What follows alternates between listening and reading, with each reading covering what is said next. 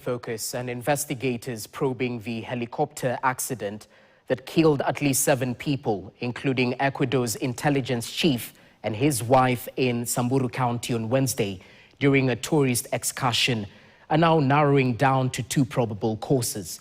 According to the Aircraft Accidents and Investigation Department, much emphasis will be put on the human aspect and the state of the aircraft. And as Gloria Milimu now details, AAID says the preliminary investigations show that aircraft impacted terrain and was destroyed by impact forces and post-impact fire. It is yet another accident that has shaken the aviation industry in Kenya. And Thursday, investigators probing the Wednesday crash that led to the death of 7 people, including a sitting spy chief from Ecuador and his wife, spent the better part of Thursday combing the scene of the accident for key components to aid with the ongoing investigations. The exercise, according to the Aircraft Accident Investigation Department, AAID, has been narrowed down to at least 2 major factors among 3 that are often relied on to help identify the probable cause of such accidents. Among the factors the investigators are probing is the pilot's competency, their qualification, training background, and whether they were qualified to operate the particular aircraft, among other human factors. The department's director, Fred Kabunge, who spoke to KTN via phone, also confirmed that his team is also investigating the state of the aircraft at the time of use. He says the probe will check certification of the vessel, its worthiness, date of manufacture, and whether or not it was transporting the number of people it is authorized to fly.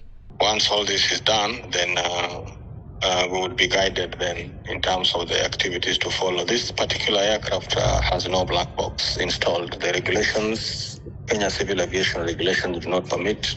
While the environmental aspect is a factor often also relied on for a definitive cause, the investigators say they won't be milking on that at this point. We get into the environmental aspect, which would be dealing with the issues of weather, the issues of the aerodrome, but of course, this part of the world, one would not be forgiven to allude to the fact that weather was an issue. Indeed, the area of Samburu, weather can't be. So we may largely not be focusing on that. The aircraft, carrying at least 7 people, including the pilot, that were on a scenic flight from a wildlife conservancy in Loisaba to Iwasunyiro, is said to have impacted terrain and was destroyed by impact forces and post-impact fire.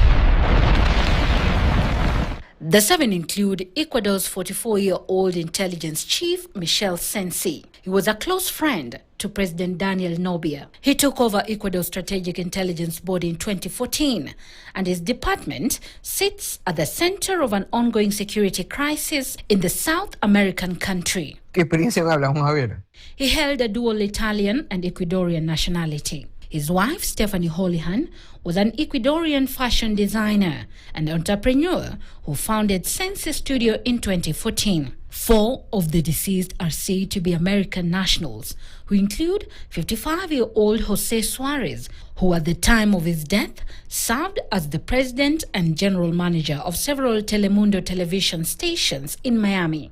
Others include Miami food entrepreneur Rogers Duarte and the developer Adam Lavarti. The identity of the other 2 victims, including the pilot, is yet to be revealed. AAID says the United States National Transportation Board of America has also been roped in the ongoing investigations, whose preliminary report is expected to be released in the next 2 weeks, and thereafter a final report within a year. Gloria Milimu, KTN. Well, preliminary